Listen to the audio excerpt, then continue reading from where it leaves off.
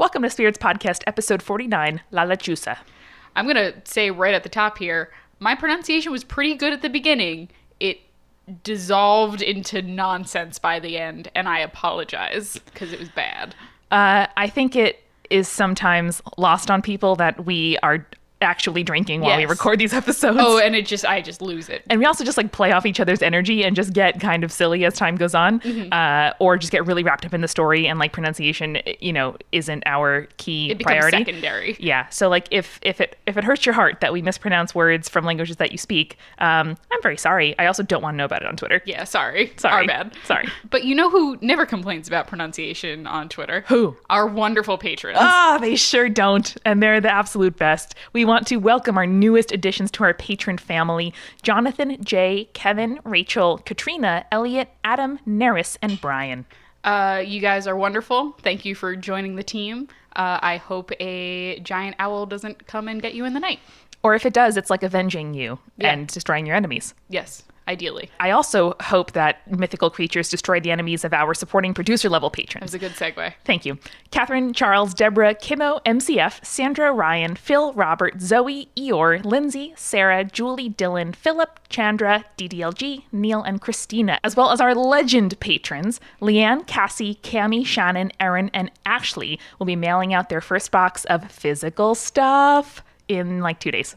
You guys are birds of a feather, and we're glad you stick together with us. Julia! That was really cute. Didn't you come up with that on the fly? Yes, I did. Hey, double bird pun. We're such moms. You just look so disappointed in your eyes at me. A little bit. Well, we are also brought to you this week by Storyblocks, which is the place you go for low-cost, really, really high-quality stock images, video, audio, all of it. You can go to storyblocks.com/spirits for a free 7-day trial. That's storyblocks.com/spirits. And Julia, this episode, you can tell that I was drinking gin because I was cursing a lot. You got real cussy. I did. Like a sailor on the Gulf of Mexico. On the open seas of the desert plains.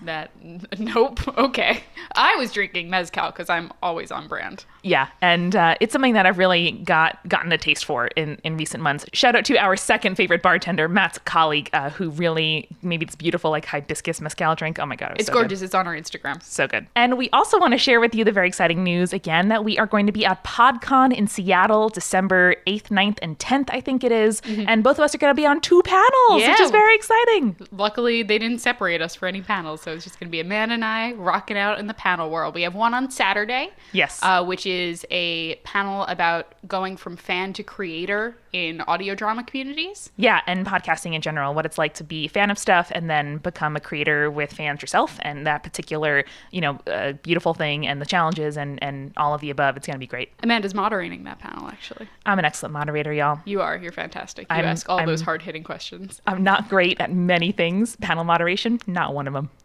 All right. That was a double negative, but I love it. And then on Sunday, we'll be doing our panel on monetization, community building, and much, much more. Social media, all of it, with a friend of the show and Join the Party Pod co-producer Eric Silver. It is going to be a good time. Yeah, it's going to be great. And you guys should definitely come hang out with us because PodCon is going to be lit. And we'll be having a meetup during that weekend, the 9th or the 10th. We already have had a couple of suggestions on Twitter for places, one of which is actually haunted. Someone recommended a haunted bar in Seattle. Bless you. I don't know who this person was. I forget their name right now, but God bless you for suggesting that. We're so happy. And if you have additional suggestions near the convention center in Seattle of places to hold our meetup, preferably with ghosts, we are down for it. We would love to see you all there and have a drink or two with you or more. And if you want to attend PodCon or to attend it virtually, you can virtually attend from your home that weekend and stream our panels and ask us questions. You can do so at podcon.com. Yeah, and we'll be posting on Instagram and Twitter all weekend long. So you guys can stay in the loop even if you're not in physically Seattle.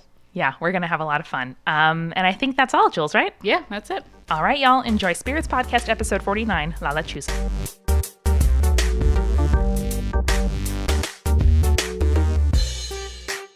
Imagine for a moment, Amanda, that it's late one night. You're driving along a highway in the desert, somewhere near the border of the US and Mexico. There's a big full moon, but other than that, it's dark. There's no street lamps. There's nothing like that. On the horizon, the moon has turned everything into shades of gray. You think you're alone on the road when suddenly something spreads its wings, creating a shadow between you and the moon. It is large, dark, and menacing, and faster than the car you are driving. It begins circling your car, diving before swooping back up. And then your car goes dead. It slows, and you stop in the middle of the road. The bird is gone, but you're alone, without a car, stuck in the middle of nowhere. Oh my God. And that, Amanda, is a common story when it comes to La Lechuza. Oh my God. I want to know so much more. Okay, good. We're going to get in there. That's such an image. It's a good image, right? It's a great story. It gave me chills a little bit when I started reading kind of these retellings. Right now, which is great because I have the gin sweats. So it's a nice little comparison. I like that though. Oh God, it's so cool. So let's really get into it, but that's the imagery I want you to kind of keep in mind as we get into it. It is firmly in my mind, don't you worry. So La Lechuza is a spirit that has become a frightening folk tale for Mexico and South Texas for a number of years. I think the earliest story that I could find dates back to 1953, like of real retellings, but really the mythology of it dates back much further to about the times of colonialization. Okay. In some legends, La Lechuza are demons. In others, they are bruja or witches that transform themselves into birds. And is that a tradition of bruja like throughout time, or is it specific sort of like, like how we think about witches that transform into crows or cats or something? Is it a similar type thing? Yes, it is actually. We'll talk a little bit towards the end about sort of the universality of this story. All right. But in this particular instance, it is a type of bruja, and we'll talk a little bit more about that because there's more of a specific version of it. All right, that let's do it. Becomes La Lechuza. So specifically, they tend to turn into owls, though some stories note that eagles are also connected to La Lechuza. Another school of thought are La Lechuzas are not necessarily brujas, but rather the spirits of women who died with grievances, such as a faithless husband, or they were a widower who then remarries, and the bruja is not about that, or the La Lechuza is not about it. That I love me some grudge keeping you tied to this earth type situation. I do too. Yeah. I love a good grudge. Love a good grudge. As we talked about in our Seductress episode. Love a good grudge. Yeah, no, nothing gets me better than I am so mad at you that I literally beat death to be here. I'm all about it. I turned into a giant owl just to fuck with your shit. Yeah, there are worse ways to fuck with your shit. That is true. So these birds can be huge. Depending on the story, they can be anywhere from the size of a small human to about 7 feet tall with a wingspan of 15 feet. So a large human. Well, yes, but also 15 feet. If I stick my hands out, that's like maybe 4. That's maybe 4 feet. Did you know that your hand span, like or whatever, arm span, whatever you call that, wingspan, is roughly as long as you are tall? Okay, so this is about 5 feet if I spread my arms out. Mine is about 6. But 15 feet wingspan. That's very big. Just imagine how, that's as big as the room we're in, I think, probably width-wise. Yeah. Yep. So big-ass owls is basically what I'm trying to say. Yep. They usually have the appearance of large barn owls, which are my favorite type of owl. Mine too. If I went to Hogwarts, I would have a barn owl. Mine too. Okay. They're like big and kind of normal looking, but probably have more depth to them than you expect. They have pretty faces. They do have pretty faces. yeah. Moon faces. Yeah, they're pretty. But some stories say that it's a large owl, but it has the face of an elderly woman. I know your favorite thing. Amanda's favorite thing. I literally pick out stories just with animals with human features. Yes. Disturbing animal mashups? Yes. And that's what this podcast is now? Basically. Thanks. You're welcome. So I'm going to give a little bit of background as to what a bruja is. Okay. Because I feel as though it just needs to be specified given the connection to the story. All right. So a bruja is specifically a female witch. Brujo is the male version. Yep.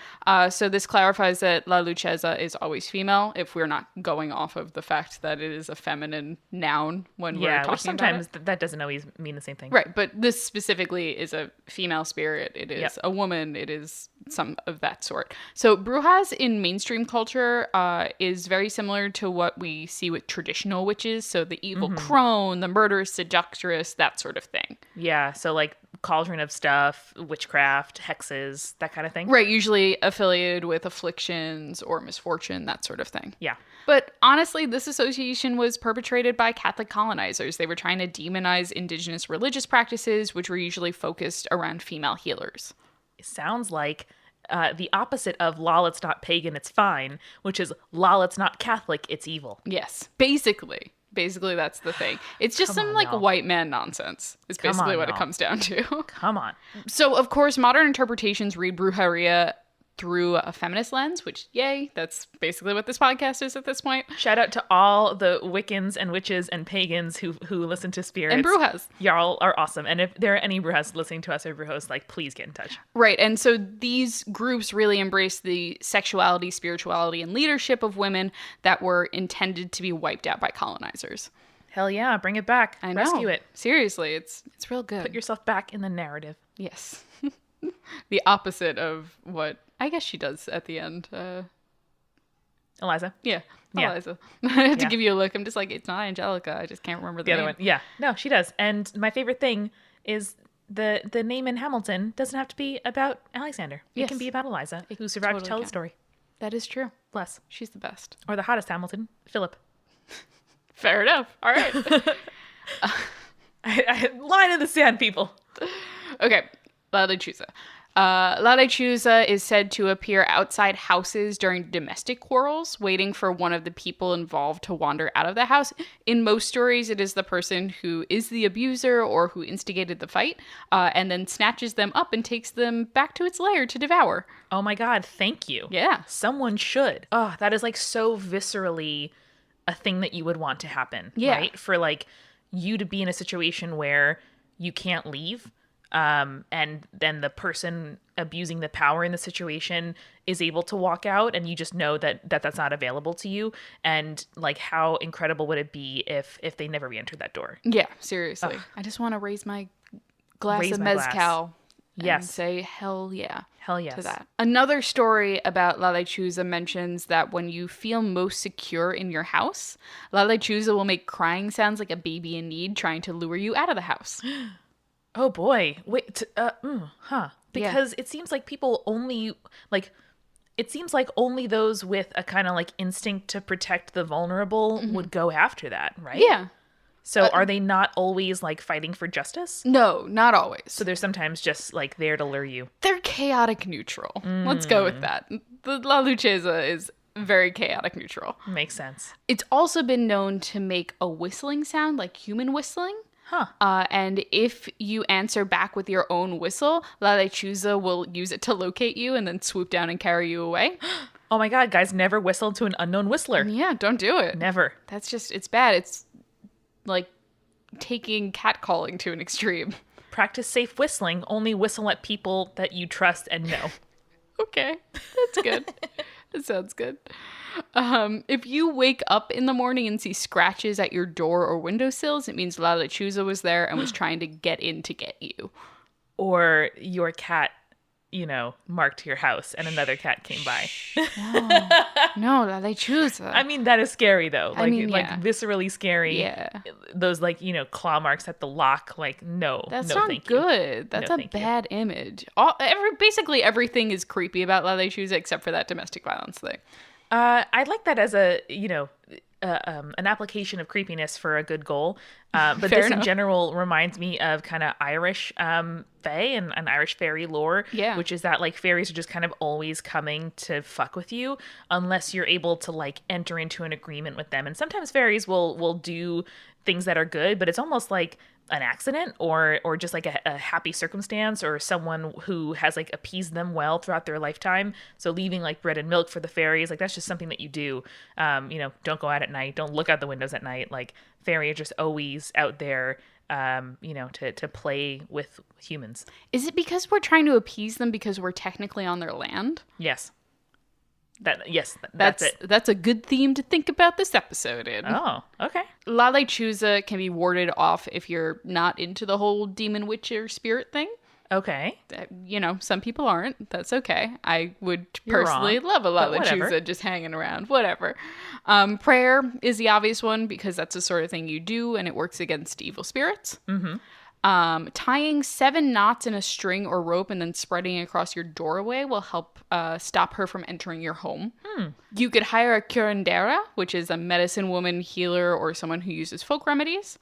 They may recommend carrying around a combination of salt and chili powder, which can be used to throw in the face of La Lechuza and then repel it. That sounds awesome and would hurt if you get it in your eyes. It's like powdered pepper spray. Yes, that's exactly what that is. Yeah. And isn't that so much more effective than garlic and vampires? Yeah. Like that, I just never got because like, oh, I'm so sorry. I'm going to like bite this and have healing properties and like cure my yeast infection. Like, I'm so sorry. That was gross. Thank you for that. But Listen, I guess garlic, y'all. I guess chili powder in a way, I mean, it's native to the area. Yeah. Whereas garlic was native to Europe at the time. I suppose I'm just saying that like Just like, pick the most if offensive someone- thing. But like if someone throws a bulb of garlic in your face is what I'm saying, like you're gonna say, ow, fuck you. But if someone I'm drinking gin, I'm so sorry, I'm cursing a lot. I love it. But if someone throws salt and chili pepper in your eyes, like that is gonna hurt no matter what. I'm Yeah, just that's saying, true. like it feels just viscerally more damaging than garlic ever did to me.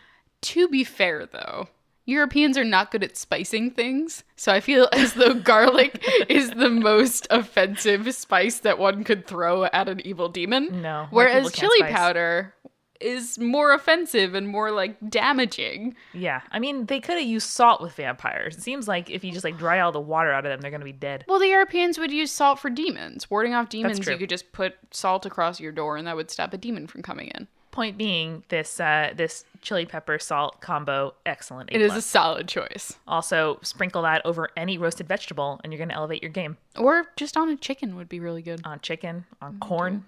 Ugh. Some Oh, nice wait, steak. can we go get Mexican corn after this? Yeah, we can. I'm so hungry now. Yum. Okay. And Amanda, if none of these other things work, you could always blast the bird with a shotgun or a rifle. I mean, always a good last ditch effort type thing. I mean, yeah. So what happens when you shoot La Lechuza is that no one can find the dead bird. oh, But the next morning, someone will discover the body of an elderly woman hanging across a tree branch. You know, the typical thing that happens. I like that though. Like the conservation of matter when it comes to killing demons really interests me. Like I love books of magic where magic is like very elemental and physical and chemical and requires actually like sacrificing stuff, giving stuff. The Dresden Files, which is a semi-problematic series of like crime detective novels, is really good at just emphasizing how much like the transference of energy has to do with magic. Jonathan Strange and Mr. Norrell, the novel, is also good at that. But anyway, I love that there has to be a body, or that the fact of transformation has to be dealt with when you're talking about the death of the thing. Right, and they handle that a lot with werewolf stories too. They do. Where if you shoot a werewolf, you'll just find the body of the person who was the werewolf. Like we talked about last time, yeah. Exactly. So kind of a side note, but I love when evil spirits can be dealt with so easily. Shoot it like you would a rabid dog. Yeah, exactly. And this creates a really fascinating concept of adaptability in mythology. What happens when a creature is no longer a threat due to the adaptation of new technology? So one of the books that we read in high school about colonialization and all of that was Guns, Germs, and Steel. We sure did by You Jared remember Diamond. that? Okay. Yep. It's interesting when you add guns to a story that predates guns because suddenly a creature that is monstrous but not immortal becomes not as big a threat. Right, because your capabilities expand, and I guess instead of just the myth expanding infinitely, to have the same like ratio of scariness to people, in some cases the tech outweighs the threat. Yeah. And it's really interesting to me. I just think that it's one of those instances where mythology can't quite adapt with Yeah. technology as we move to the future. Yeah, and like an embodied thing you can deal with. We talked about this in our episode on cults, where like the ability that we have to talk to each other and to relate to our outside world like directly impacts the mythology that we choose to propagate and to keep alive. And so I love that this myth didn't just fall out of existence or grow into a kind of really diffuse and vague thing like Fae lore does in Ireland. But this specifically is, you know, is reacting to the situation around it. And in this case, rarely, you know, humans come out on top. Yeah, and it's really interesting because it creates this shift in the power dynamic. Yeah. Which you don't often see in mythology. You honestly don't. Yeah. You deal a lot with supernatural beings who, regardless of our technological advances, remain a higher power. Yep. And it's really interesting. So when I was telling you this story earlier, we kind of talked a little bit about Lechuza is able to drain the car of energy. That's so amazing. And that definitively is a part of the story that adapts old legend and creates it to work in a legend that is now technologically advanced. I love that so much. And it's one of the reasons that we both love American Gods so much. Yes. Is because it is 100% about putting ancient things in a contemporary context in a way that isn't like kitschy, you know, or just there for kicks. Like it's really genuine. You know, it's genuine in asking what would these gods be doing now, which would be empowered, which would be disempowered. And I really love that this myth spans such an interesting time period where it was like something, and like we see this over and over again, where it's something that makes sense and is established and is complex that is then either erased, appropriated, or simplified by colonizers, and normally then either like fizzles out or lives on in a kind of like, you know, fusion form. Yeah. But in this case, I don't know, it's cool to like to see stuff be firmly in a time period and to like firmly take a stand when it comes to change. Yeah, I super like it.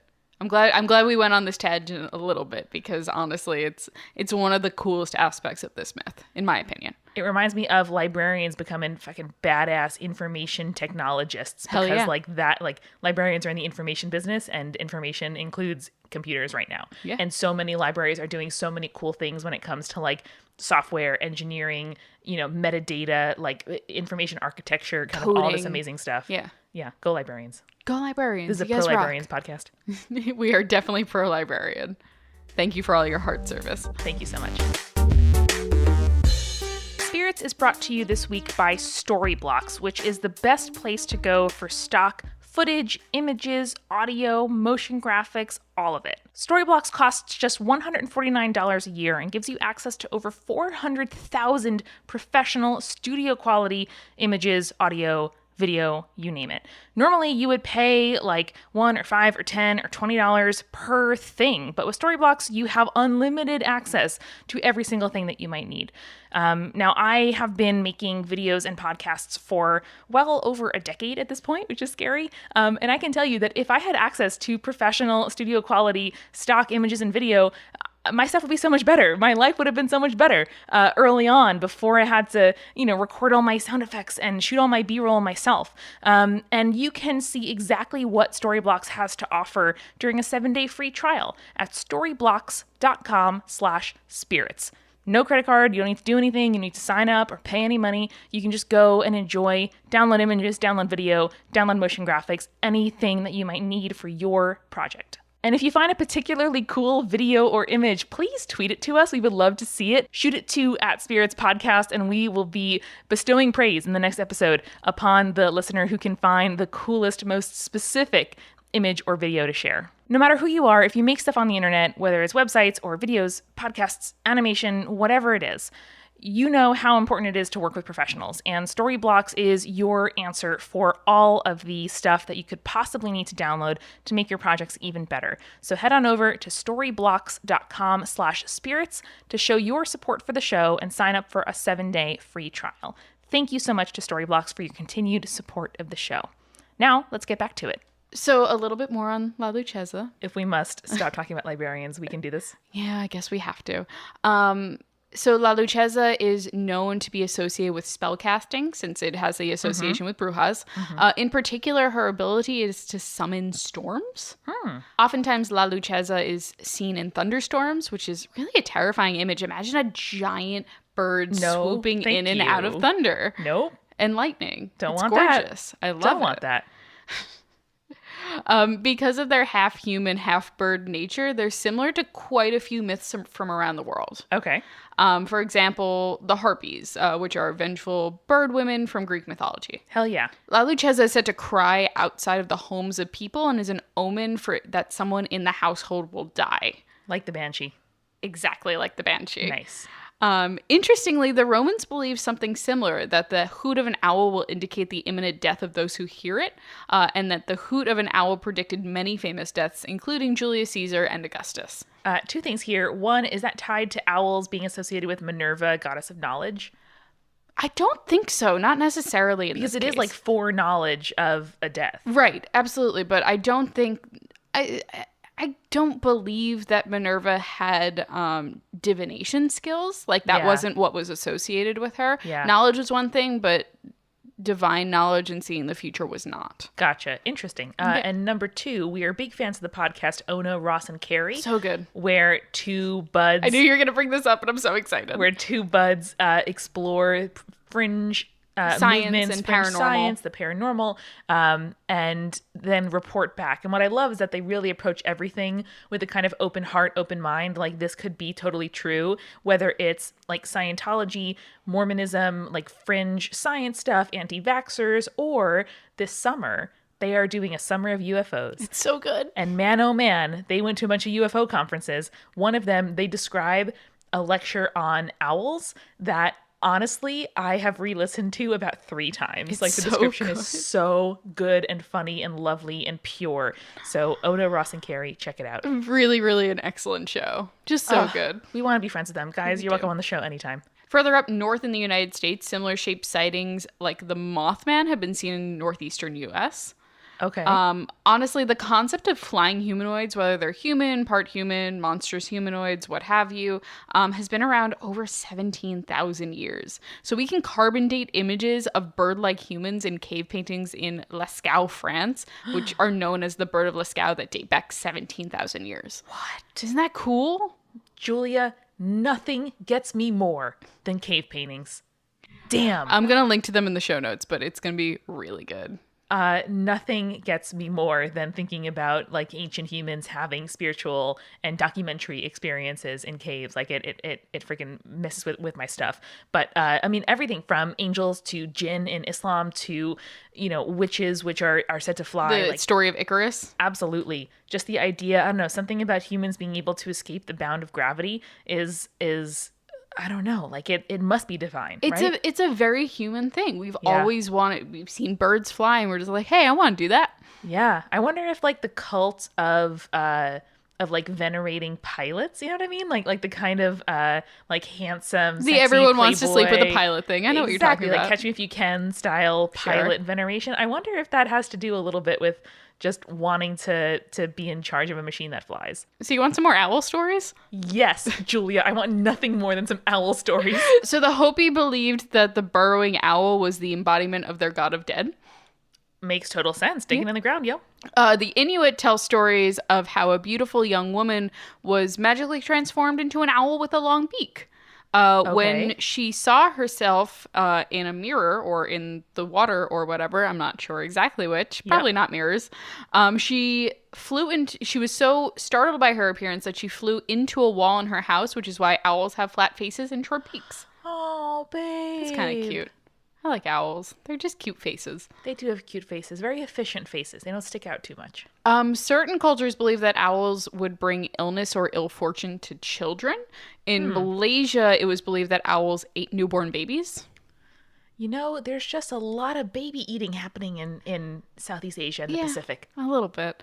The Swahili believed that owls brought sickness to children, and across the Middle East, there were tales of how owls were evil spirits that would carry away children in the night. You know, lots of myths about carrying away children in the night and eating babies. Because unfortunately, that shit happened. Yeah. Want a good whales one? I have a good Wells one. Oh, I thought you meant whales. No. The animals eating children, and I was like, "Whoa! No. Like, what situation is happening that your child and a whale are within like mouth reach of each other?" I mean, like whales and like the Welsh people. Let's do it. Okay. So it was believed that if an owl is heard among houses, that means an unmarried woman had lost her virginity. Oh my God. But if a pregnant woman hears an owl in Wales, her child will be blessed. Wow. So if you get pregnant from an out of wedlock encounter, you got that bad karma, got that good karma, and pretty much you're okay. It's a solid mix. Wow. So Amanda, what do we think of La Lechuza? I think that's a pretty badass myth. I really love the kind of carry forward from something that, you know, predates colonialism, which fortunately or not is a kind of like, you know, point before which and after which we have to date stuff, you know, like it's kind of like a watershed in a lot of ways for mythology. And I love that it's survived in its own really distinct way. And I like that you started this episode with a really contemporary image. In fact, our mutual friend Roy Graham, who I met at NYU, is a fabulous, talented writer, and read a manuscript of his of a sort of like apocalyptic type demon hunting novel. Oh, it's so good. But he had this image of kind of driving down a highway toward almost certain death, and just having that journey interrupted by some like primordial creature like rising from the darkness in like a grayscale moonscape. Oh, I love it so much. I'm so glad you like this story. Yes. I'm really interested in looking at this story through the lens of colonialism because, like you said, it is such a watershed moment in the history of this region. Yeah. And I'm very interested in the adaptability of the myth. Sure. Because like we talked about earlier when we were talking about the guns and then the electricity, you're taking a myth where it's about magic and it's about spell casting, it's about thunderstorms and transforming into birds and stuff like that. And then you have to put that into a story that can adapt through time where suddenly we're driving down, you know, highways in cars. So what does thunderstorms turn into? Thunderstorms turn into the ability to drain power out of cars, much like we see in a lot of alien mythology and stuff like that. And I think it's kind of amazing and kind of beautiful and rugged and just like survivalist storytelling where your story can live for centuries and still be terrifying people to this day. It can still scare people from anywhere from Tijuana to San Antonio. You know what I mean? Absolutely. It's this gorgeous concept that mythology is still important. Mythology becomes folklore, becomes urban legends, becomes something that we still tell our kids, like, don't go out too late or else La Lechuza is going to come get you. Yeah. And I love that. That's the epitome of why I love mythology. Absolutely. And I really love how the particular evolution of this myth, where La Lechuza was something that you had almost no control over. There were ways to ward it off, but at a certain point, like you heard the cry of the owl or you saw it and kind of that was that. And like imagine the experience of a person in a colonized region where, you know, folks sweep in with guns and with technology and with disease and with riches and political power that, you know, was kind of unfathomable and probably mythical. And you know, guns were a big part of that, like you said earlier. And I love that, like, that mechanism that allowed for the domination of a region ends up being a populist tool against the like chaotic unknown of La Lechuza. You know, like the gun that was used to colonize ends up being a defense mechanism against the like wild unknown of the world. Yeah, and it's that gorgeous power shift like I was talking about earlier. Suddenly, you know, pre-colonialization, you have these demons and these humans, and they just have to fight each other, and they're kind of vying for the top of the ladder. You know what I mean? And then everything gets fucked when these colonizers come in. Yes. And artificially shift a dynamic that was otherwise fought with salt and nuts and faith and prayer. And it's this balance that suddenly there's an additional weight that's kind of in the middle. And it's so interesting to me because not only do these people adapt, but the myths adapt with them.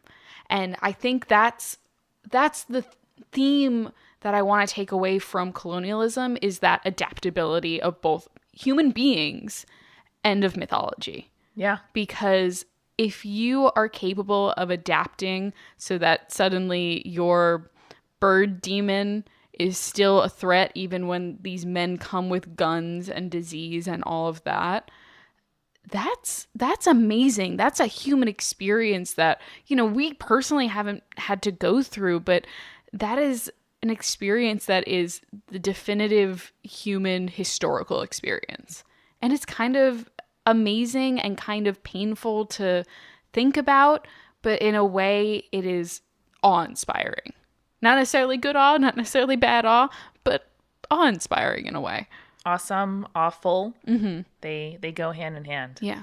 That really is such a baseline of the human experience, the idea of like you and your family and your tribe against the world, or you against a peer or another creature, whether that's a predator coming to get you or just an unknown entity, and seeing that like instinctual dynamic mapped out against modern day technology. Yeah. And mapped against the like unfathomable chaos and pain of a violent takeover by a country you've never even heard of. It really is a amazing testament to how human brains adapt and try to make sense of the world and just survive too. Like, stories are how we survive. They're how we make sense of the world. They're how we make sense of ourselves and each other and our legacy and death and the unknown.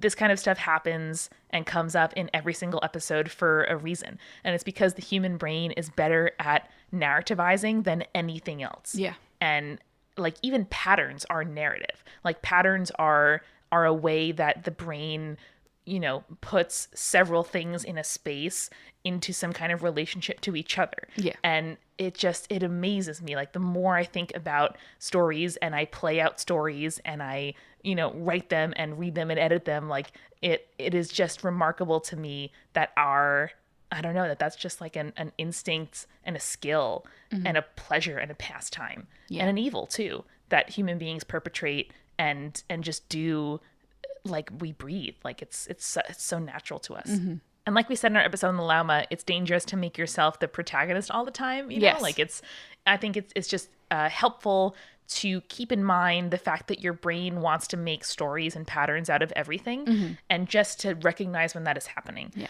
And that's why I think I like the instance of La Lechuza going after abusers so much. Yeah. Because one of the like worst ways that domestic violence is instantiated is just a narrative of inescapability that is reinforced by abuse of all kinds and circumstance. Often like there's just no way to like leave when in so many situations, so it can be really empowering to realize that your narrative doesn't have to be what you think it is, right? And you don't have to rely on La Lechuza to come and swoop in and take your abuser away. There's a reason why that's a story, because that is so desperately, I'm sure, hoped for if you're in that situation. But we also just wanted to mention that if that brought up anything for anybody, or if you feel like you're in a situation where you wish La Lechuza could come and take someone out of your life, there are resources for you. So in the US, you can call the National Domestic Violence Hotline at 800-799-SAFE or 800-799-7233. Yeah. And you can also go to safehorizon.org, which has resources for the US as well as other countries. Yeah, so I think that about wraps it up for La Lechuza. I think that honestly, this is a great myth about just the durability and survival of humankind, just as individuals, but also in their own cultures. And I think that there's a lot to learn from La Lechuza and just the story that keeps on going. Absolutely. So with that, listeners, remember, stay safe, put 7 knots above your doorway, carry some salt and cayenne. I mean, that can never hurt, unless you throw it in the eyes of an attacker. So throw it with caution. I mean, that's what you're supposed to be doing, though. Anyway, remember to stay creepy. Stay cool. Spirits was created by Amanda McLaughlin, Julia Schaffini, and Eric Schneider, with music by Kevin MacLeod and visual design by Allison Wakeman. Keep up with all things creepy and cool by following us on Twitter, Tumblr, Facebook, and Instagram @Spirits Podcast. We also have all our episodes, collaborations, and guest appearances, plus merch on our website, spiritspodcast.com. Come on over to our Patreon page, patreon.com/spiritspodcast, for all kinds of behind-the-scenes stuff. Throw us as little as $1 and get access to audio extras, recipe cards, director's commentaries, and patron-only live streams. And hey, if you like the show, please share us with your friends. That is the best way to help us keep on growing. Thank you so much for listening. Till next time.